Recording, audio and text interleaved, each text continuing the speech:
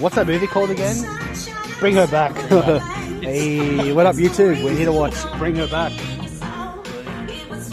Rich is a cool kid.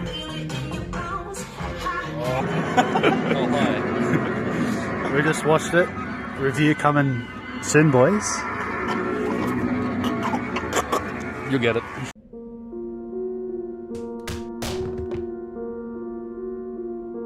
Hello YouTube. We're here today to do a review on Bring Her Back, the A24 film, directed by Danny and Michael Philippou, aka Raka Raka. Man, I used to watch their YouTube videos, and I remember even from the beginning, their CGI and stuff was like pretty good. Like they were good at making shorts, and they knew how to make film.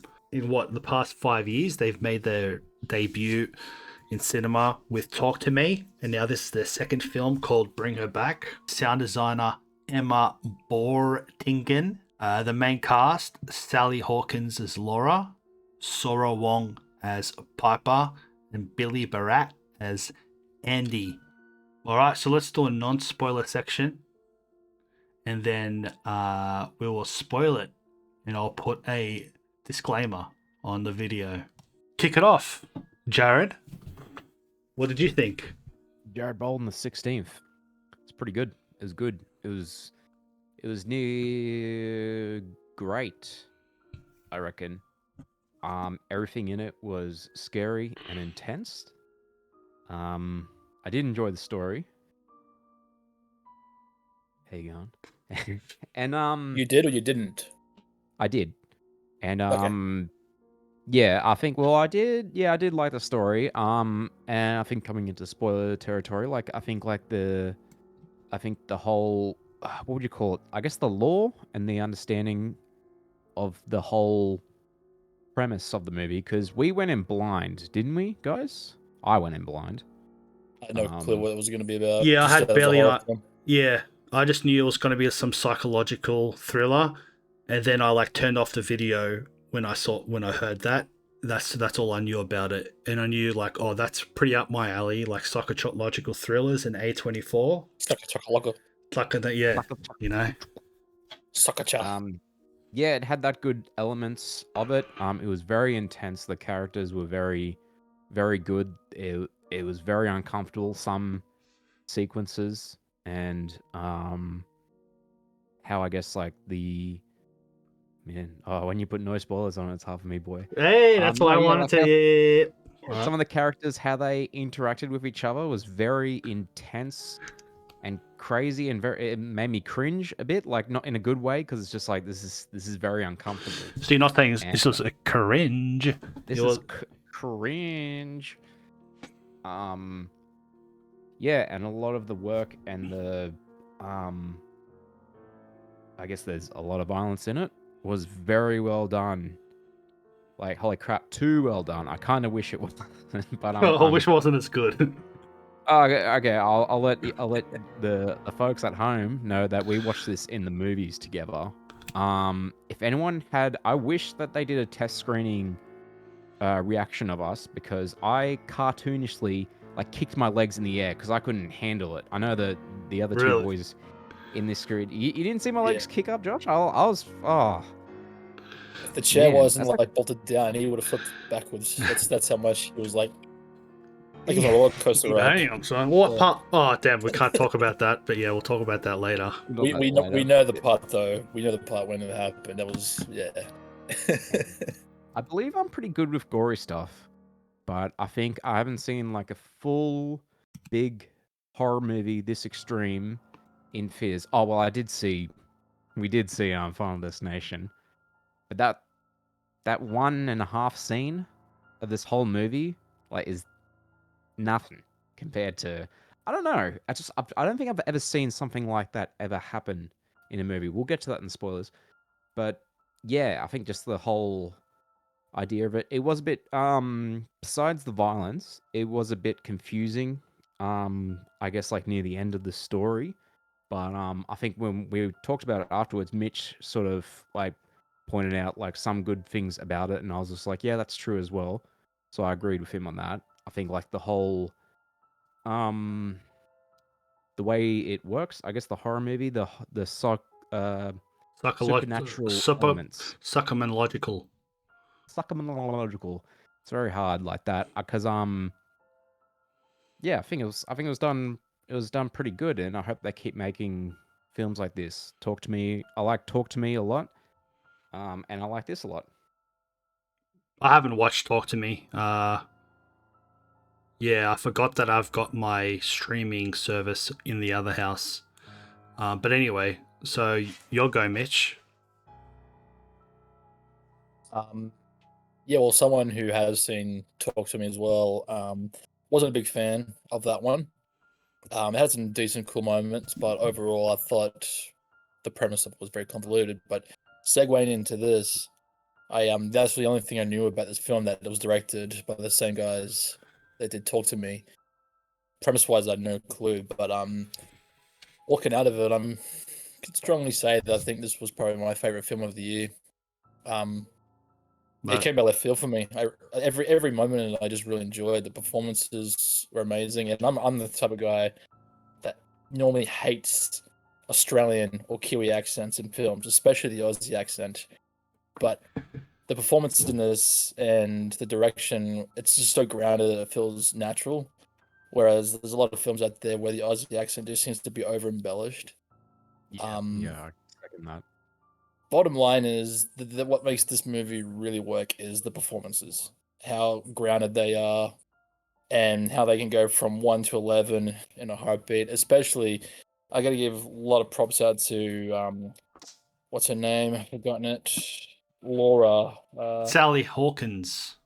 Thank you, Sally Hawkins. This is a woman that's come from a few comedies and a few romances and a few children's movies to play the character that she plays in this. Like, she deserves a nomination of some sort for an Oscar or a BAFTA or anything. But given the fact that it is a Kiwi production / Australian production, and a horror, she probably won't get the nomination, unfortunately. Similar trope to Toni Collette in Hereditary, but she definitely deserves it. She, for me, carried the weight of the entire film. And like Jay was getting at, the violence is minimal to say the extent in this film, but when the violence does come, it hits hard. And admittedly, I was cringing a few times positively, just looking away from the screen from what I was seeing, because it was really raw and intense. And for me, it all comes down to the sound department that made that work. There's sounds in the film, crunching noises and visceral, sharp edge noises that just get you on your toes. You know what I mean? And that's why I mentioned her name, the sound designer. She's the lead sound designer. Yes, Emma Bortingen. Yeah, she's freaking Bortingen. Cool. Yeah, whatever Smick. she did, it made me blood boil, and that's the difference between proper grounded violence as opposed to what we saw last week, which was Farm Destination. And to me, that's just goofy violence. The violence is going to come, you're prepared for it, and it's satirical in nature, as opposed to this, where the violence hits hard and it serves a real strong purpose. I mean, I wouldn't say the plot was too confusing, because there's horror elements, but the bottom line is the film is about grief. It's really just about like human loss and how people cope and how people suffer and how people can either move on or can go down a path of self-destruction. And that's generally what this movie floats on about, is like, when the grief is so much you cannot detach yourself from it, what steps are you willing to take or willing to go to in order to like find some kind of feeling of that void in your life? And that's really the general sense of what this movie is. It's a metaphor for grief and like how not to deal with it, especially how not to deal with it, as opposed to how to deal with it. And yeah, man, like I said, it's definitely my favorite film of the year. And props to the directors, props to the production team. I'll give them a thumbs up. I look forward to seeing what else they have to install. Yeah, I was going to say that the biggest thing for me in the movie was the just Jared pinpointed it. It was the intensity. It was just the whole movie was intense. It was almost like you were clutching the whole movie, and the way it was building up and up and up was really perfectly done. I thought originally it was like a slow burn movie, but then, yeah, Mitch told me, and I was thinking about it. Yeah, it's not really a slow burn. It was like there was always something going on.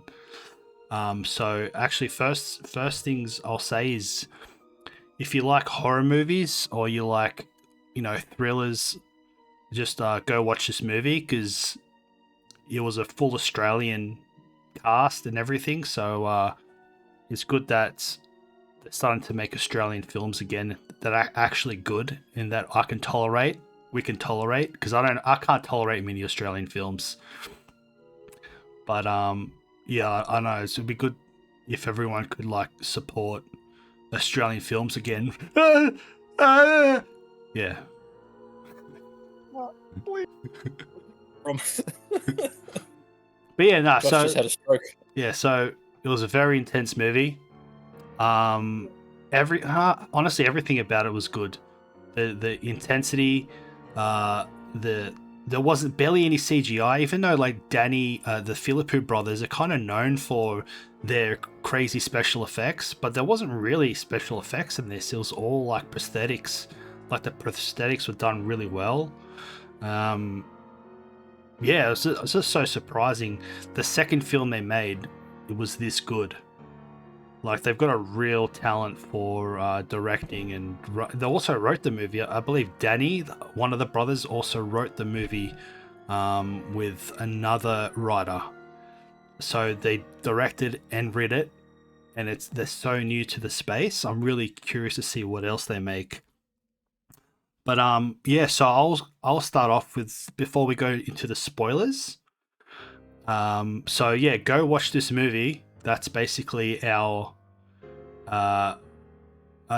basically the first half of the. God damn it! I can't speak today. That's basically half of the freaking video today. He's just saying go watch it. Before we go to the spoilers, I'll give my rating, and my rating is oh man, it's like a freaking. I don't know. I'll give it a 9 out of 10. How about you, Jared? What's your rating? I'm gonna copy you. I'm thinking 9 out of 10, and I'll probably 9 out of 10 or like 8, more of a 9, so 9 out of 10. And when we get in the spoiler territories, I'll talk about why. But yeah, probably 9 out of 10 because I did just enjoy it. Yeah, I don't know what to take a point off, honestly, but I'm just gonna give it a 9 because nothing's really perfect. But yeah, what do you give it, Mitch? Oh, nothing's definitely not perfect, but I'll give it an 8.5, and I'll explain why in the spoiler section. There's like one area of the film where I feel it did fall a bit flat for me, but it's been nitpicky, and long story short, I'll explain it in the spoiler section. So yeah, for me, 8.5. 8.5. That's a strong 8.5. That should be in the thumbnail. 8.5 from Mitch, and just us being on like an IGN 8.5, which means it's bad. It's bad. I don't know. That's like a meta meme. Anything above 6 should be decent. Yeah, so we don't have too much. Oh man, it's really hard not to go into spoiler territory. So we're gonna jump straight into it, ladies and gentlemen. Here we are, spoiler territory from your boys. Who wants to kick it off first? Because I don't. I want to see what I'm on my toes of what Mitch was just saying earlier. Why he gave it 8 rating. I want to know 8.5. 8.5 milliseconds. There's a deduction. There's a deduction from it being a 9 for me, and it is generally the ending, how everything becomes cathartically like concluded. I feel like it felt like the weakest point in the film, only because of how much this person, the mother, already had willingly gone in order to like quote unquote resurrect her daughter to perform this ritual. Yeah. I feel like it was a bit of a cop out just for like the girl go mum, and that was it. Even though they planted that seed early Yeah. on in the film, when she was drunk, she as you said, she just wants to hear her daughter say mum one last time. Cool.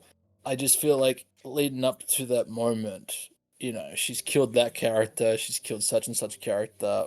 She's clearly gone over the deep end, committed to like seeing this through. Only for it to be literally a save Martha moment.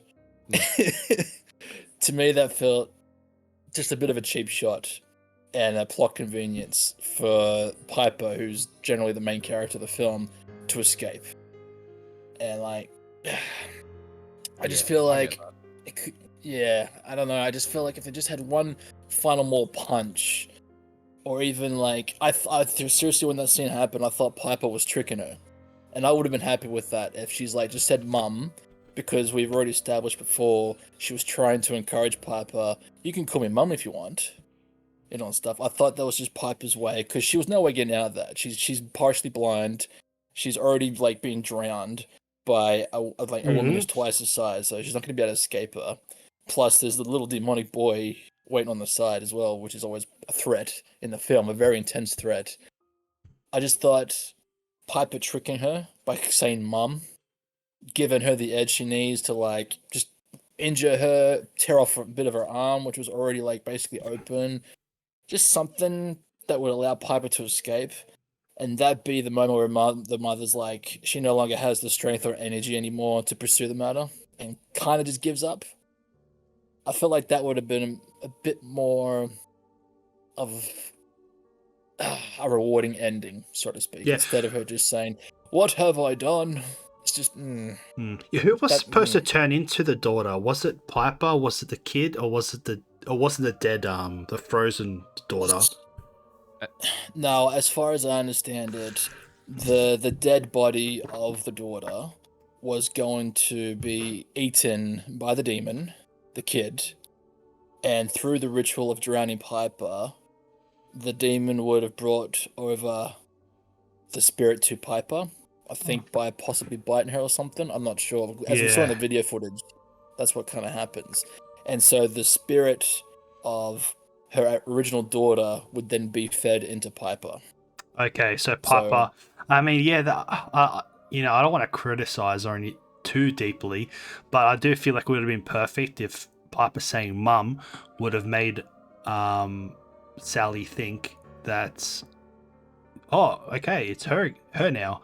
Just giving her enough time to, in that shock factor, to freaking run or run away.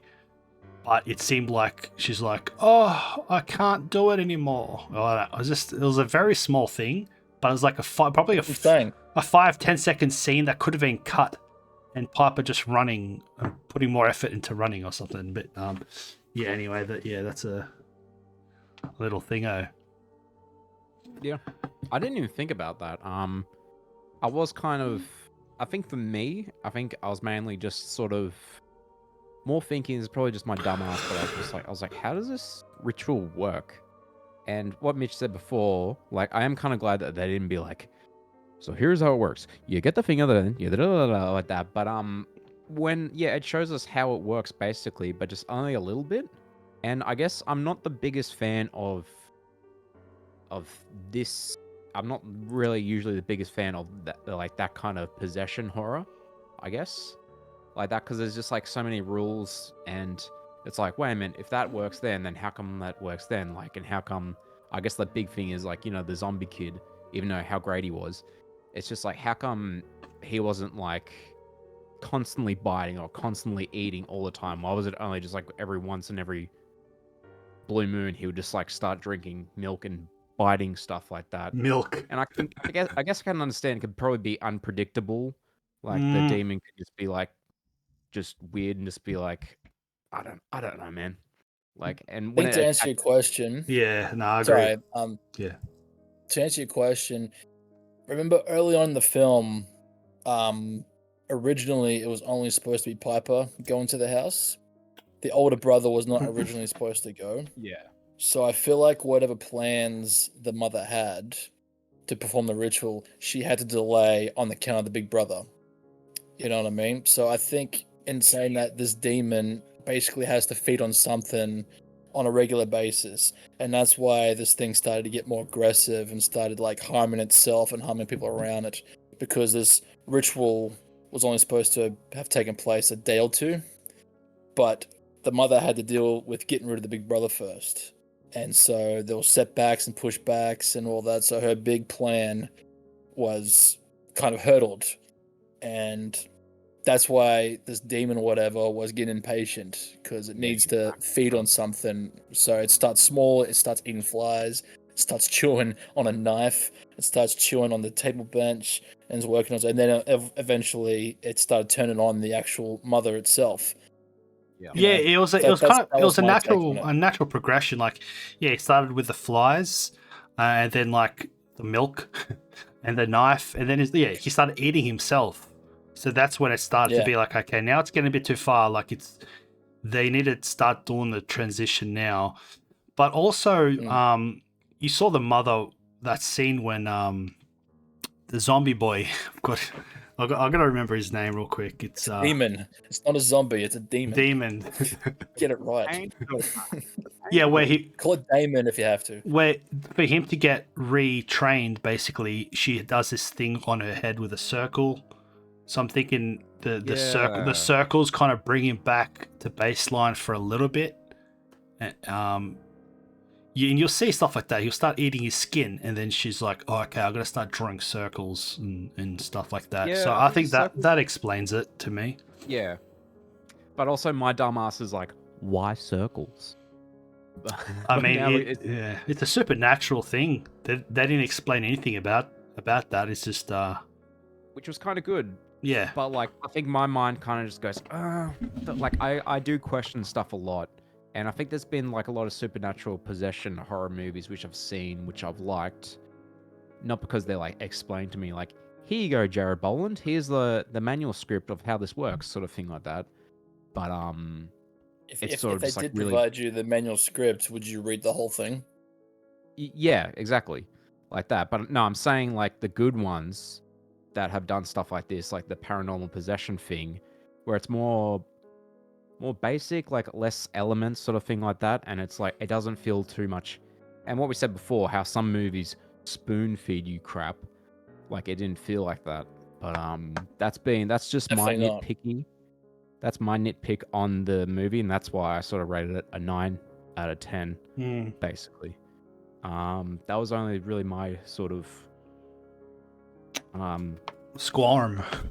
swarm with I it. don't, actually, the intro didn't really need to be there. They were kind of explaining how the ritual worked at the beginning of the movie, which I think they could have gotten rid of that and gone straight to Piper and Andy, and then the ritual stuff takes place over time, instead of showing that crazy kind of intro part where it was kind of horror themes. I just don't feel like it fit very well Tape videos. with the tape videos, and you actually. Yeah. I don't think they needed that. They probably over-explained the ritual a little bit in that sense. But I mean, I can see that- what you mean, because it kind of sets up what kind of film you're about to go into. and then it where changes. It's Yeah. just that tape.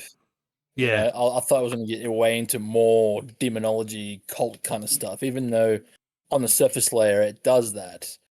But I see what you mean by introducing us to that tape as the first thing we see.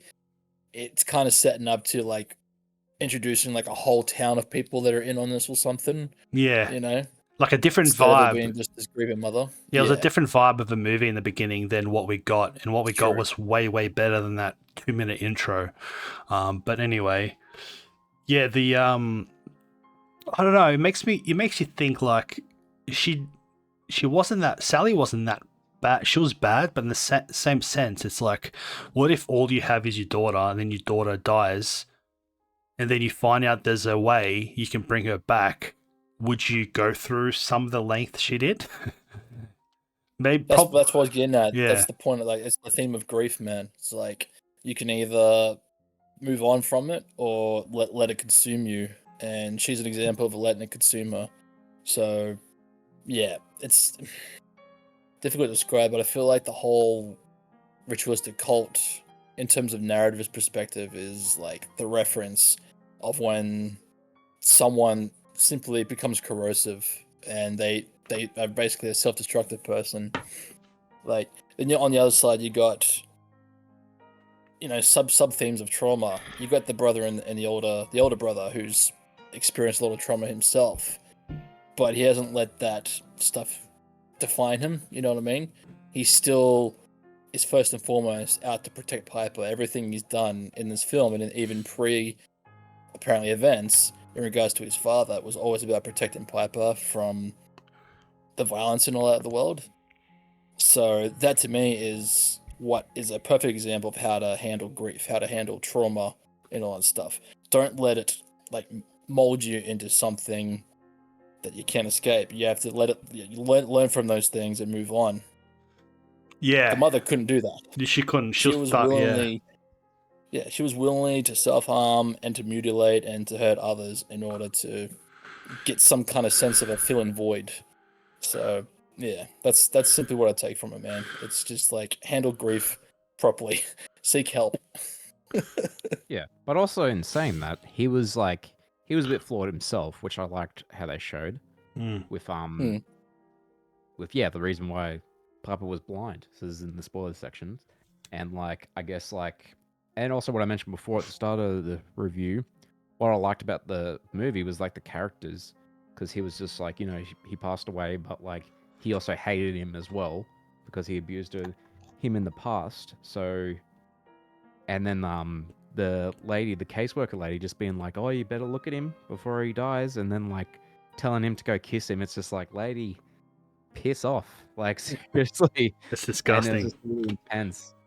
That's what I like. You know why she was getting him to do that, right? No, I don't know why. No, I I agree. don't think I do either. I thought maybe it was to It's part of the manipulate him. ritual. Oh, it's part of the ritual. I thought No. maybe she was trying to manipulate ritual. him to make him under her spell, kind of thing. But it was a part of the ritual, was it? It's a double-edged sword. Like, first and foremost, it's part of the ritual because she also takes a bit of his hair as well. I So, see. in a sense, the son kissing him and her taking the hair is like keeping that spirit with them. Because as she explains it, like she and the older brother have two ways of looking at death. Like his version to Piper is, when we die, we take a plane up to heaven. All right, we leave. We leave this Yeah. existence. Her point is the spirit stays for a while in the body as a conduit, For like months, which yeah. in the sense of the lore of this movie is the truth, because that's how she's extrapolating the spirit out of these corpses and transferring them into others through the demon. So her encouraging the brother into those awkward situations was performing the ritual, whilst at the same time backing on his trauma, backing on his hate of not being able to confront his father-in-law and stuff. So it's kind of clever. She was scheming the whole time to get what she wanted through the ritual, but also to push the brother away, to begin showing his violent nature. Well, it's not his violent nature, but his violent side, because she kept pushing him and pushing him and pushing him. That was her plan from the beginning. Manipulation, yeah. To separate him. Yeah, to manipulate him, and Piper, especially manipulating Piper to turn against her older brother.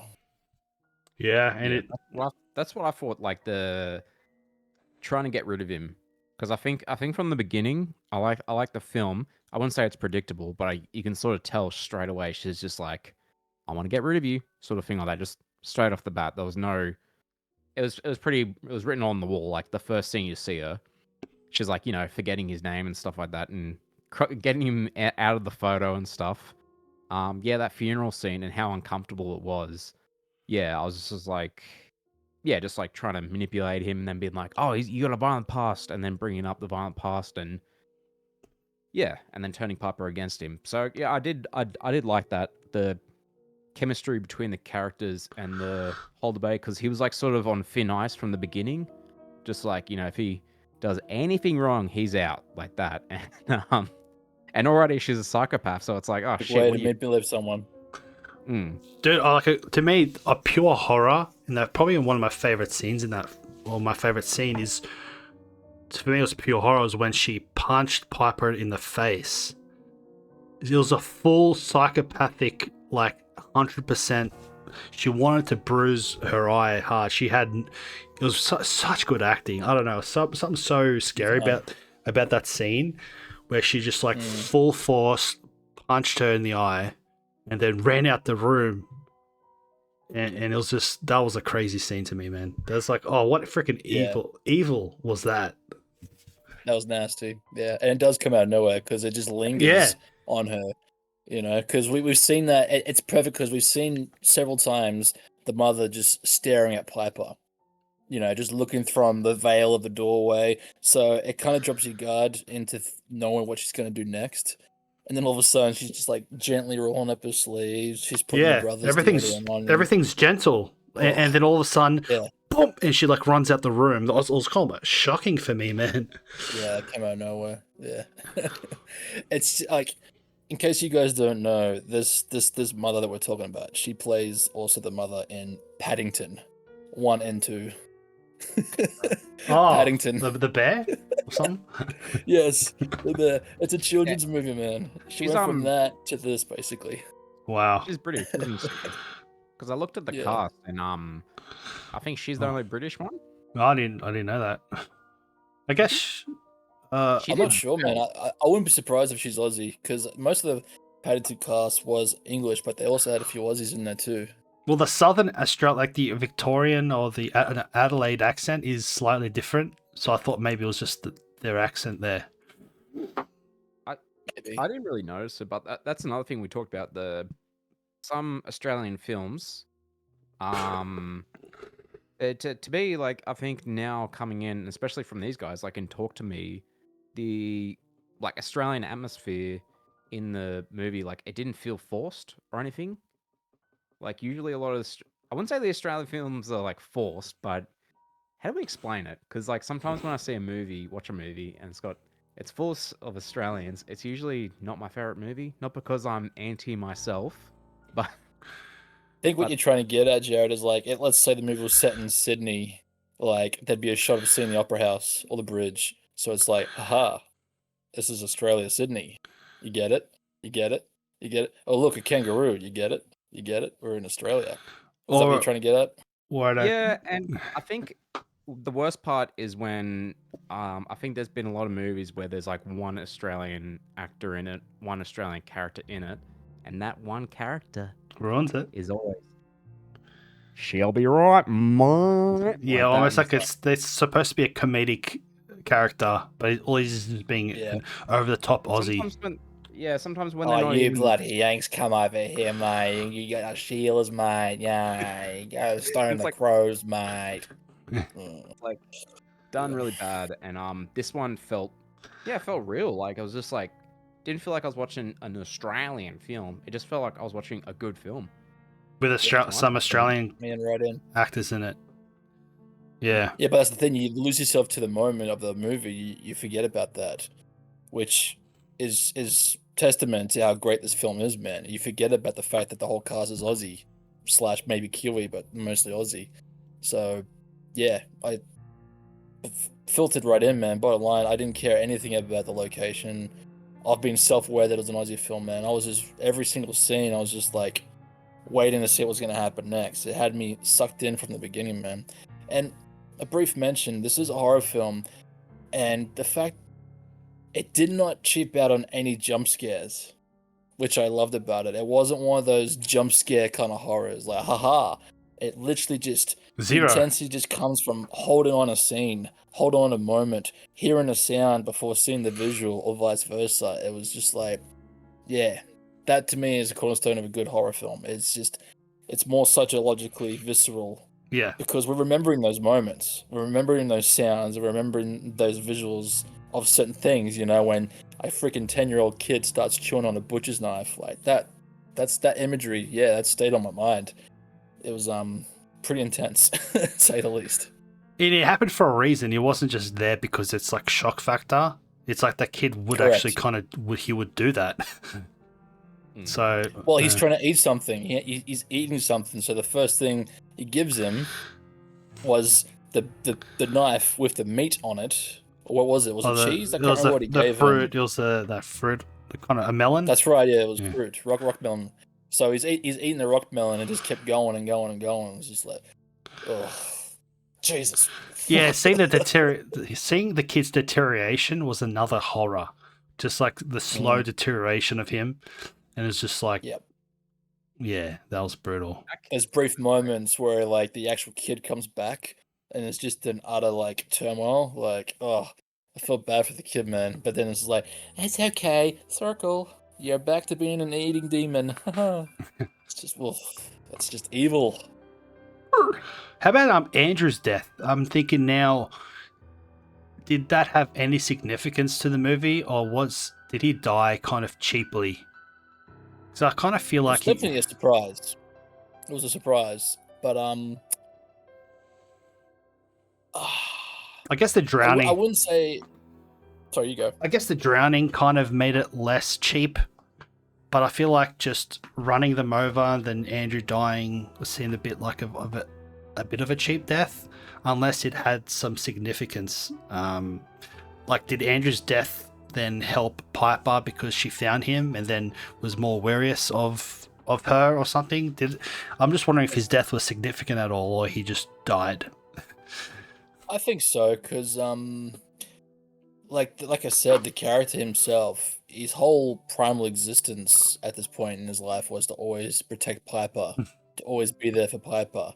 As he stated, like in a couple of months, he was going to have custody of her and all that stuff. Like he was determined to take care of Piper, not just as a sister, but as a parental figure. So, for his surprise death coming when it did, and it did come, I thought the car missed him and only hit the other lady. I thought he still had a chance to get out of that situation, but evidently not. Him dying, but his spirit still there trying to protect Piper and warn her of the danger is testimony to that character. So I feel like, in a sense, it was kind of melancholy and beautiful at the same time, that even in spirit, he's there trying to warn her and all that stuff. Like, yeah, she eventually finds his physical body dead, and she can recognize who it is because she's feeling his face and all that stuff. But prior to that, we hear his voice coming from like the demon, who's obviously ingested Andrew's spirit a bit. You know what I mean? So I don't know. I felt like it was very rewarding. Yeah. Any final words? I think this review's gone for almost an hour. Probably like 45 minutes.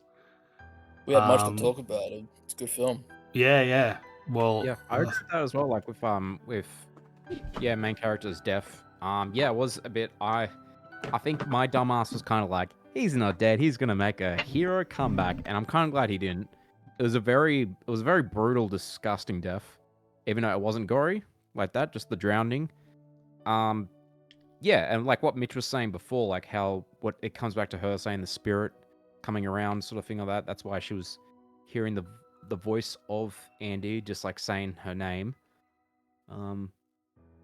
Yeah, I think I didn't mind that too much. I think, yeah, just my only take on it was just like there was a lot of possession elements for my tiny little brain to understand. But I think I got a bit of it. But yeah, it was good watch. Mark?